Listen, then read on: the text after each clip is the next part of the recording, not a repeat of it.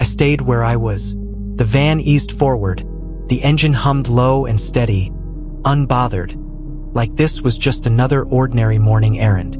For a second, I thought maybe this was exactly how things were supposed to end. A van pulling away, a sealed room erased, people returning to their routines. A voice inside me leaned into that comfort. It's over. No more shadows in the hallway. No more locked doors pretending to be normal rooms. No more strange conversations spoken too carefully. There was a real hunger for that kind of quiet. The van rolled closer to the end of the alley. Its turn signal clicked on. But another voice didn't let me enjoy it. I already know too much. I had seen the room before it was sealed. I had watched a silhouette wave night after night and felt something answering inside me. I had smelled the incense soaked into the walls. I had seen the baby doll sitting in offerings. I had heard Bao talk about rituals and protection and guardianship with a conviction that bordered on obsession. I had listened to the landlord explain everything calmly, neatly, and somewhere between those two stories, something didn't line up cleanly. Now there was a girl in the van. Was she really safe? Was she being taken somewhere brighter, healthier, freer, or just somewhere harder for curious neighbors to see? If I hadn't known any of this, I could have walked away without guilt. But knowing changes things. Once you've looked at something long enough to recognize its shape, pretending you never saw it becomes its own kind of lie. This was about certainty. If Bao and the landlord were telling the truth, following the van would only confirm it, and I could finally let this go. The van made a left turn and gradually disappeared from my sight. Adrenaline sharpened the air. I kicked the stand up and rolled forward, pushing harder than necessary. I leaned into the turn and could not find it. I rolled forward a few meters, scanning left, then right, my eyes searching for it. I slowed, then stopped near the curb. My engine idled beneath me, vibrating uselessly. The moment I'd been building toward, the choice, the chase, the confirmation, had collapsed into emptiness in less than 5 seconds. A strange hollowness spread through my chest. I had chosen action, just not fast enough. My hand stayed tight on the handlebar, eyes scanning every side street. Part of me knew this was ridiculous. I had lost it. I told myself I would look for 5 more minutes. If I did not see it again, I would go home and pretend this never happened. I turned into a street and I saw it. The white van was rolling slowly ahead, 2 blocks down. Relief and adrenaline tangled together in my chest, tightening my breathing. I eased the throttle and followed at a distance, careful not to get too close. The van kept moving forward, steady and unhurried. We left the smaller neighborhood streets behind. The rows of food stalls and laundry lines slowly disappeared. The buildings grew wider apart. The sidewalks became rougher, more cracked. The familiar rhythm of the city thinned out. The van slowed near a wide-open lot lined with warehouses and shipping yards. It pulled over briefly near a building with faded signage and peeling paint. I rolled past slowly and glanced in my mirror, then eased to the side further down the road. A few men approached the driver's window. They leaned in slightly. Their conversation was too far away for me to hear. One of them handed something through the window. The men stepped back. The van pulled away again. My heartbeat picked up. The van continued deeper into an industrial stretch of road. Eventually, the van turned into a large compound surrounded by tall fencing. The warehouse inside looked old and tired, its walls stained by years of rain and dust. Rust streaked down the metal gates like dried blood. I slowed and stopped far back, parking near a broken curb and cutting my engine. The sudden silence made my ears ring. I stayed seated, helmet still on, watching from a distance. My pulse thudded in my neck. I told myself I would only look for a moment, just to confirm. The driver's door opened. A man stepped out. He was tall, his shoulders were narrower. His posture was different. His movements were unfamiliar. His face, when he turned slightly toward the light, was someone I had never seen before. It was not Bao. For a second, my brain refused to accept it. I leaned forward slightly, squinting, searching for something recognizable. A walk, a gesture, anything that could correct my mistake. There was nothing. Cold spread through my chest, slow and heavy. This was not Bao. I had followed the wrong van. The realization hit harder than I expected. My stomach dropped, and my mouth went dry. All the tension I had been carrying suddenly had nowhere to go, collapsing into a hollow unease. Where were Bao and the girl now? And more unsettling than that, where exactly had I brought myself? I sat there frozen, staring at the warehouse, suddenly aware of how exposed I was, how far I had drifted from anything familiar. The ride home felt longer than it should have. Every red light stretched.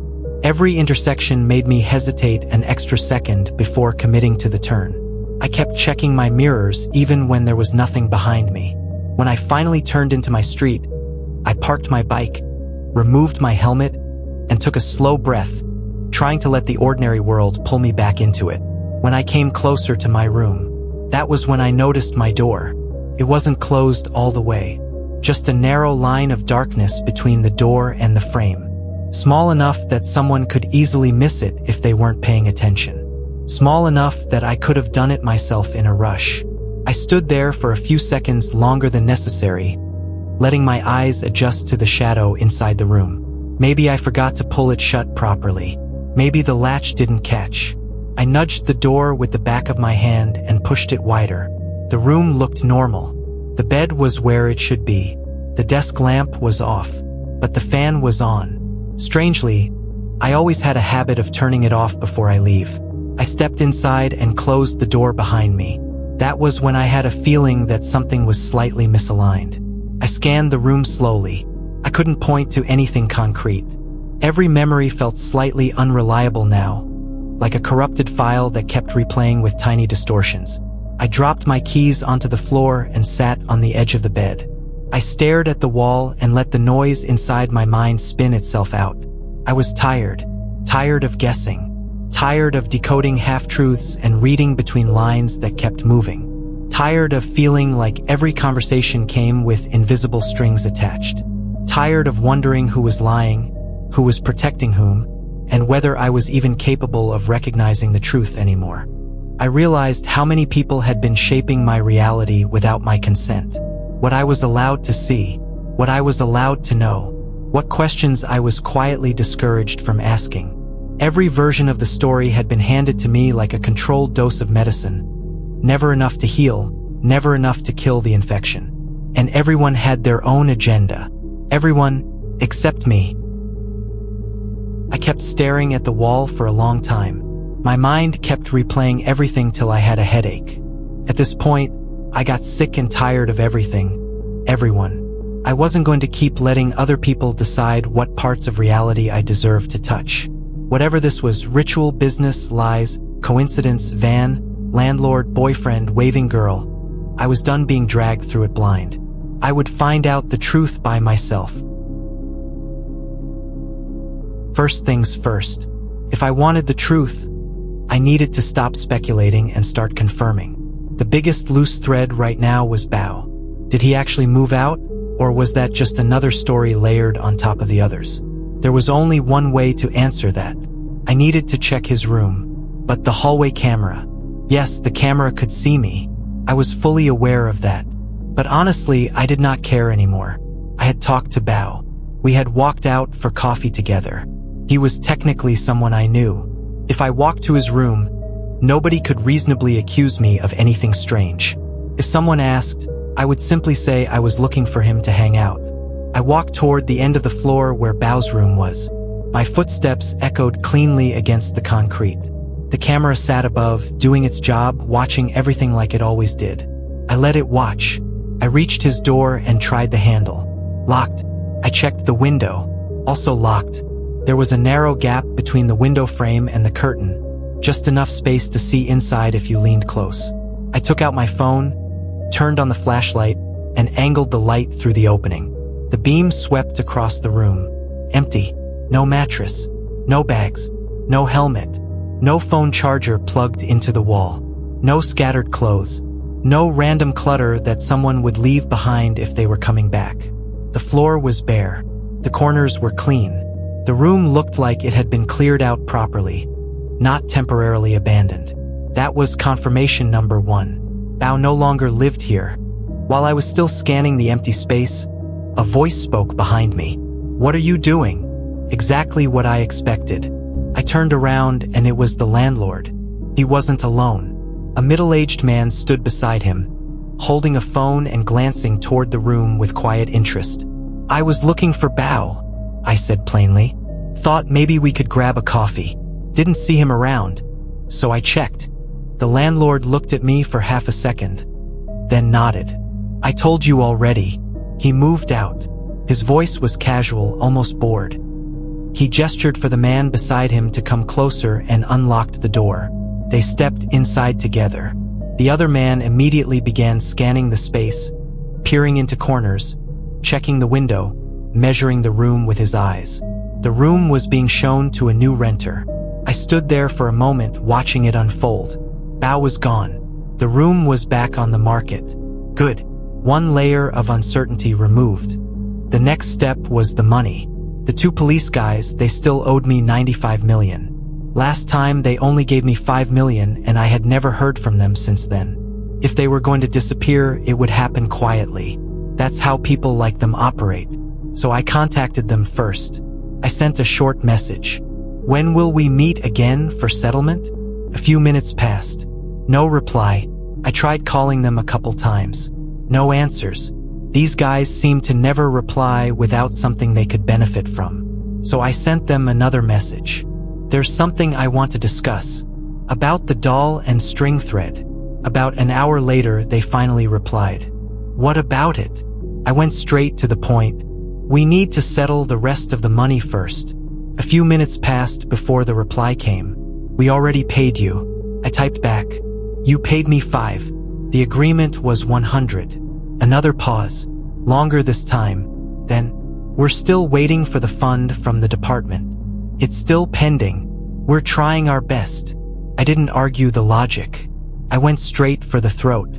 "If that's how you want to play it, I'll go back tonight and cut the string threads." 3 dots appeared immediately, then disappeared, then appeared again. "Don't joke about that." I leaned back against the chair. "I'm not joking. You were the ones who told me what to do in that room. You said wrap it. You said secure it. You said don't delay. I didn't hear anything about stop now." They replied, "That's unnecessary. We can discuss this properly." There it was. The shift. I didn't soften. 95 million. Today. Or I walk back in and undo whatever you think is holding. Another pause. Then a new message. "You're being irresponsible." I smiled at the word. Coming from them, it sounded almost funny. "So is breaking your deal." A few minutes passed. Then, "Fine. Meet us at." Great. I got the money now. That was all that happened in my head if I wanted to get my reward. But in reality, if these guys were truly dirty operators, threatening them directly with ritual sabotage could realistically get myself hurt. So I decided to do something smarter and safer instead. A few days passed and I was still thinking about it. Every night, I ran through options in my head like moves on a chessboard. Threaten them? Too dangerous. People who operate in gray zones don't respond well to pressure. If they felt cornered, they wouldn't negotiate. Lie aggressively, one wrong detail, one inconsistency, and the whole thing would collapse. I didn't know what they truly knew. Bluffing blindly was gambling with my own safety. Ask directly? I already knew how that went. Polite delays, vague excuses, endless later. Disappear? That meant giving up any chance of getting what they owed me. They'd simply move on to the next useful person. Expose them? Too early. Too messy. And honestly, I didn't even have proof yet, just instinct and patterns. Every road I tested ended in the same dead wall. Whatever ritual nonsense had been happening there, it wasn't happening anymore, at least not in that space. If they found that out, I'd become instantly useless. They would cut contact clean and quiet the way people like them always do. So I couldn't tell them the truth. I was trapped in a strange position, needing to extract value from a situation that technically no longer existed without letting anyone realize it. That contradiction sat in my chest like a knot I couldn't untangle. On the 4th day, I finally found a way to deal with them. I sent one short message. Something changed near the room. Not sure what it means yet. I'm watching. Took less than 5 minutes for my phone to buzz. What changed? Did you see anyone? Are you sure? I didn't answer immediately. I let the message sit while I finished my coffee, washed my cup, stared out the window like nothing in the world was urgent. 10 minutes later, I replied, "Hard to tell. Could be nothing. Could be important." 3 dots appeared instantly. "Let's meet. In person. Easier to talk." Of course it was. We agreed on a small coffee shop near a busy intersection. Public enough. Neutral and safe. The kind of place where nobody pays attention to anyone else. I arrived early and picked a table near the window. They came together. Same jackets. Same quiet scanning eyes. "So," the taller one said, stirring his coffee. "What changed?" I leaned back in my chair. "Not clear yet." The shorter one frowned slightly. "Not clear how?" "I haven't confirmed anything," I replied. They exchanged a look. Quick, silent communication. "You said you were watching," the taller one pressed. "Watching what exactly?" I shrugged. "The usual things. Before we go any further, I can't keep doing this for free." They both looked at me. "I've spent time, taken risks, dealt with stress," I continued evenly. "If you want real updates, we need to talk about compensation." The shorter one leaned forward. "We already paid you. 5 million, I replied calmly. "You promised more." The taller one exhaled slowly. "This isn't how this works." "This is exactly how it works," I said. "You need information. I control the access." Their eyes hardened slightly. The taller one sighed and muttered to the short one, "Our client won't be happy if we lose information." "How much?" the taller one asked. "We can do partial payment. Not the full amount." "That's fine," I replied. The shorter one reached into his bag and slid a thick envelope across the table, keeping it low and discreet. "Consider this in advance," he said. "We'll expect updates. Also, we will need some photos for proof. You'd better have them. Not just words." I slid it into my bag and stood up. "You got it." I tightened my grip on the bag strap and kept walking. As I walked out, I could feel their eyes on my back. Good. Now I got the money, I would just fake some photos.